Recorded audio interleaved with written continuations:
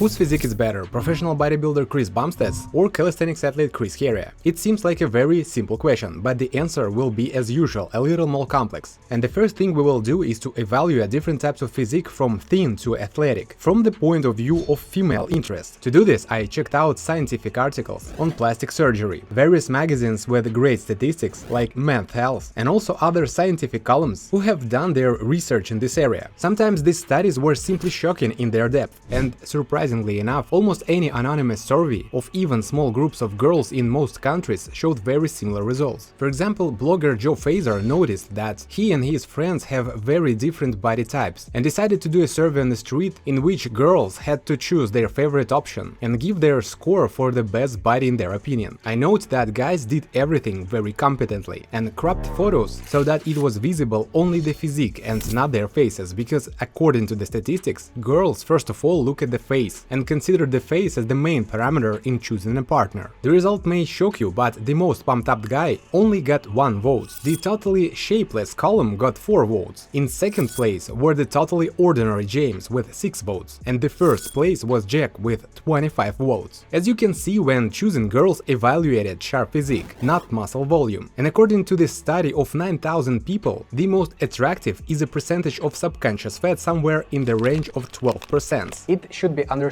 that answer of the girls will vary depending on the preferences of the girls, on their nationality, and of course on how girl look like herself. For example, a similar survey was done in Japan, where gender differences between male and female sex were very clearly visible. Not a single girl chose a heavily pumped up guy. They were attracted to either skinny physiques or slightly pumped up. At the same time, guys choose only between more or less impressive muscle mass. However, as I mentioned above, do not forget that the preferences of girls will change from how the girl herself looks. If she has never visited a gym, she will be satisfied with just a skinny guy. And if she herself is physically active, her accents will change towards more muscular types of physique. However, even surveys conducted in gyms have shown that girls like more athletic guys, but definitely not bodybuilders. Therefore, we can say that the point for the most attractive physique in the confrontation between the two Chrises will get exactly Chris Heria. I know what some of you are thinking right now. It's not fair to evaluate only opinion of girls, because we are pumping for ourselves and want to feel confident and inspire fear or maybe envy in other guys. Well, from this point of view, it is true that the majority of men prefer muscular physique among others, although sometimes subconsciously still believe that such a physique is more attractive to the opposite sex, which, as we have already found out,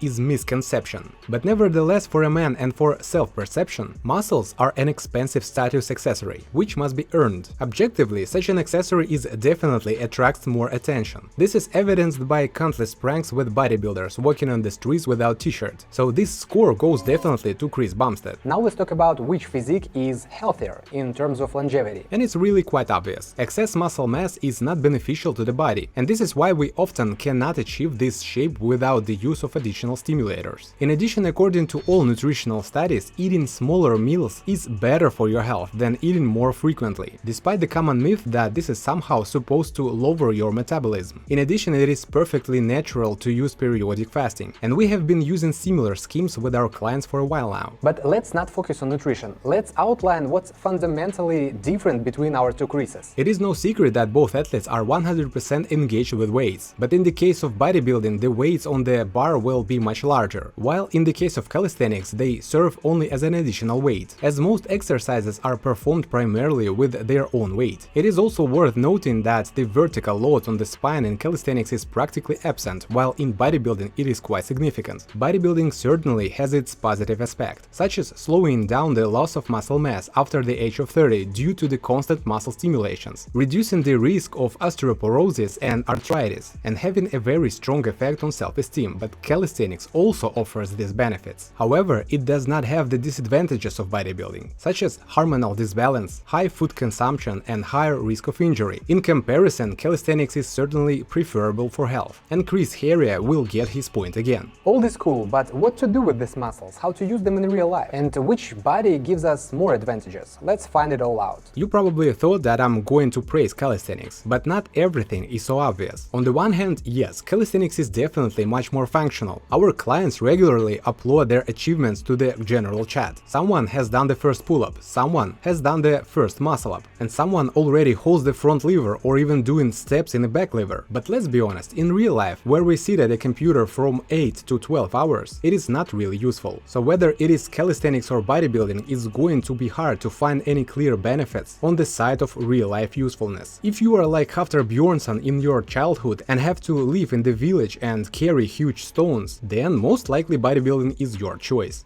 But if you live in a criminal neighborhood and some robber runs after you, then lightness and functionality give you more benefits. In general, let's distribute 1 point between Chris's.